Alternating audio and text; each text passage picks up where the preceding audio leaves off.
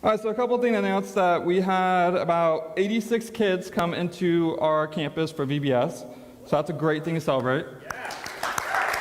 And we also had 7 commitments to follow Christ this week, so that's an even bigger accomplishment. Over the week, we talked about having the heart of a champion, and the acronym for heart was H for hero, E for endurance, A for alert, R for ready, and T for triumph. And so we wanted to explain to the kids that even though things don't always go well for us in sports, that we can always have a heart of a champion, because sports is one of our greatest teachers to our youth on what to expect in life and how to prepare for what we're going to have in this life. Sports, for instance, can teach us teamwork, discipline, patience, mental endurance, focus, respect, social skills, leadership, and tenacity. And the one I want to focus in on today is tenacity. And tenacity is the ability to fail and then to learn from your failure. And one of my favorite movies of all time is Batman Begins. And in that movie, in the beginning scene, when Bruce falls into the cave and his father has to zip line down and save his son, when he's carrying his son back into the mansion, he asks Bruce, why do we fall? And his answer is, we fall to learn how to pick ourselves back up. And to me, that always stuck with me, because we have to learn. And so I know there was an instance in my life where, when I was playing hockey, for instance, we made it to a national tournament, and when I got to the national tournament, my luggage was missing. We flew all the way to Green Bay, Wisconsin, and I didn't have any of my equipment. So I couldn't play the first game, and we lost. And then so we ended up going to the last game, and we were tied, and we had to win the game, and then we lost the game. And so I remember having that moment in my life, a crucial moment where I decided, am I going to let this destroy me, or am I going to take this into the summer and just work? And that's what I ended up doing for that whole summer, and it changed a lot of my trajectory in sports. And so we're going to hear a little bit about tenacity in our Bible story today. But in order to help explain the story, I'm going to want 2 kid volunteers to come up and help me tell a story. So any kids out there want to come up here?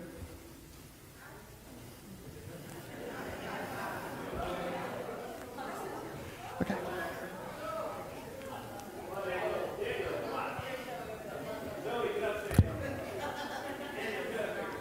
All right, good job. High five.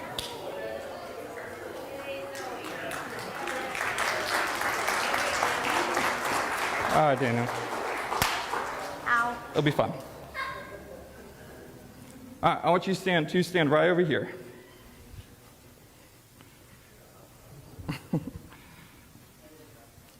All right, we'll be in Luke 15 today if any of you want to follow along. So I want you two to act like you're working, doing something, anything. Brushing, sweeping. All right, you're going to be older brother. You're going to be the younger brother in this story, okay? All right, so both brothers are working in the field, doing whatever they want to do. Go crazy. And all of a sudden, the younger brother gets tired of working. So then he comes to the father. Come here. And he says he doesn't want to work anymore. He wants all the money. He wants his inheritance right now. So give me like an action. Just go throw something down. Ready? Go throw. Good job. All right. And then so they take their money. Here, grab my hand. And they travel to a distant land way over here by Jim's piano. And they take the money, and they go crazy. Make it rain. Make it rain. All over. There you go. All right. And they waste all the money. But what happens is when they run out of money, they realize, oh, I'm hungry. So what happens is they find a job. When they find a job, we start doing something even harder. Instead of using like a broom to sweep, we have to start using our hand. Want to help me?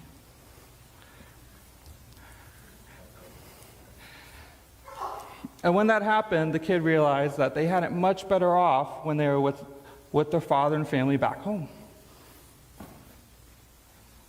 And so they devised this plan where they're going to go back to the father and be like, I'm not worthy of being a son, but I want to go home and work as a hired man. So they decide to slowly, droopy, with their heads down, walk back, hoping in order to be like a hired man. But instead, on his way home, the father sees the child and runs after them. And then instead of just hiring him as a hired man, he adopts him back as a son and throws a huge lavish party, almost like a wedding feast. But the older brother, Me. you, gets upset.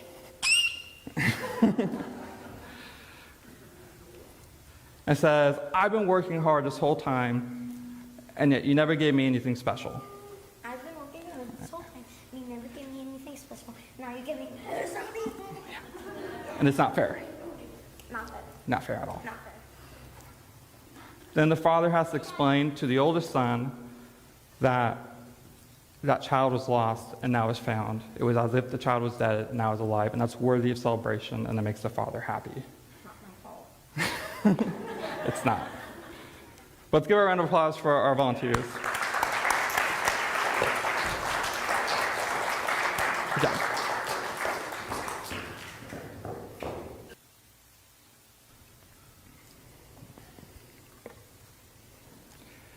In this story, when we're reading Luke 15, we see Jesus talking to two groups of people he had in his company. He had tax collectors and sinners, and Pharisees and scribes. And when he was talking to these people, he was trying to identify them into these two different people, explaining to them what their mindsets are when it comes to people being saved. And some of us today even identify with one of the brothers. In fact, most of us would. Some of us identify with the younger brother, those living it up. Maybe we walked away from God, or we're just looking for fulfillment in the world. And that's where I was at one point in my life, was I identified with the younger brother, and then I came back. Some of us identify with the older brother, and we seek refuge in our moralism or our legalism and try to do all the things right. And instead, we end up worshiping the religion or the legalism rather than the creator of all things. And so, both are equally lost, and both are in need of the Father's love. And when we're reading the story, we always try and get fixated on the younger brother being the prodigal son. However, both sons are the prodigal son when you realize that both are lost and need the Father's love. Because the story is truly about the Father's love. When the younger son came and asked for the inheritance, it was as if he was saying to the father, I wish you were dead. Now, some of us, when we were teenagers, we got to that point where we told our father, I hate you, or I want you dead, or something, and the heat of the moment, and we regretted it. And so that was basically what this younger brother was saying. But when the father saw the son coming home, when the son devised that plan and was coming home and going to ask just to be a hired man and be a part of what he was doing, he didn't even want to be the son, he just wanted to be there with his father again. The father ran to him. And in Jewish culture, this was unheard of. Men do not run in Jewish culture. It's a children's thing, it's a young man's thing, it's a woman's thing, but older men did not run. And that's foreign to us. So for instance, if my son Jed, if he would run out the front door and was like, I'm done with you, Dad, I'm doing this by myself, obviously I'm gonna go run after him because I'm like, you're 2 years old, you don't know what you're doing. Heck, he can't even talk yet, so that's gonna be something special. But In order for the father to run, back then they were wearing these tunics. And so he would have had to wrap it up, pulled it up, and he'd been showing his legs, which is a very, very shameful thing in that culture. And so why does the father shame himself in order to go after his son? There's this thing called, I was practicing this word last night, the kazah ceremony, which is when someone would do something shameful like the younger son did, the whole community would then try and disown him. And they would take this jar when they see him returning before he get into the village, and they would break the jar. And they would scream at him, "You are now cut off from your people." And the community would utterly and totally reject him. So the father did not want that to happen to his son, so that's why he ran in front of the rest of the community to get in the way in order to take the shame that was intended for the son onto the father. So they would no longer be rejecting the son despite what he had done, because the whole town would have seen the father, this honorable man in their culture, pull up his tunic and running and shaming himself. So the whole community, no matter what they're doing, would stop and see what the father was doing. So we live in what sometimes Christians call an upside-down kingdom, where sometimes what the world says is right, we say is wrong. Sometimes what we say is wrong, they say is right. And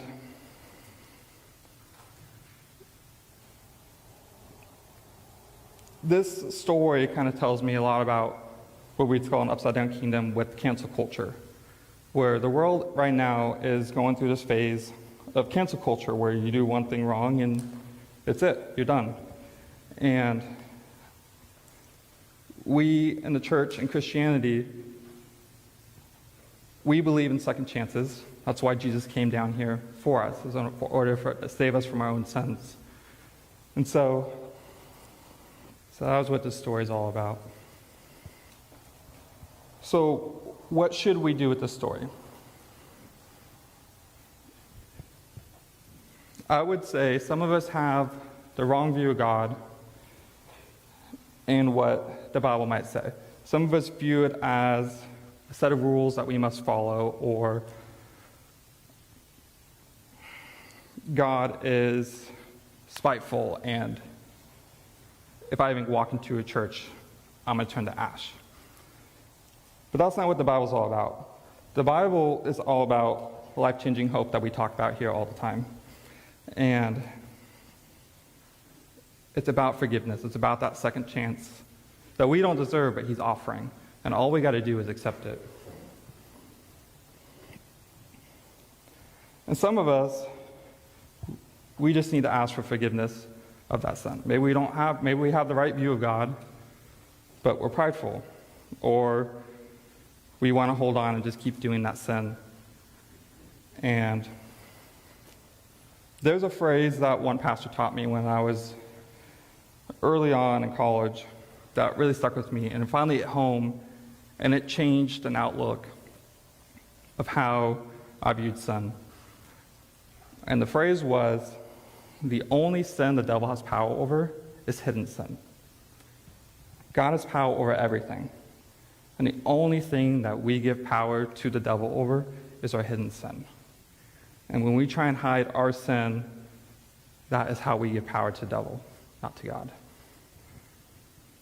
I believe God's invitation for all of us is, no matter how we got here, or where we are, or what we're doing, is an invitation for us to go home like the younger brother, or like the older brother, to realize you're already home with the Father and to embrace that relationship. And so Hebrews 3:15 says, "Today, if you hear His voice, do not harden your hearts as you did in the rebellion." And so when we start that relationship with God, we just need to be open and willing to do what He asks. Because the Father is willing and ready. And so the question is, are you?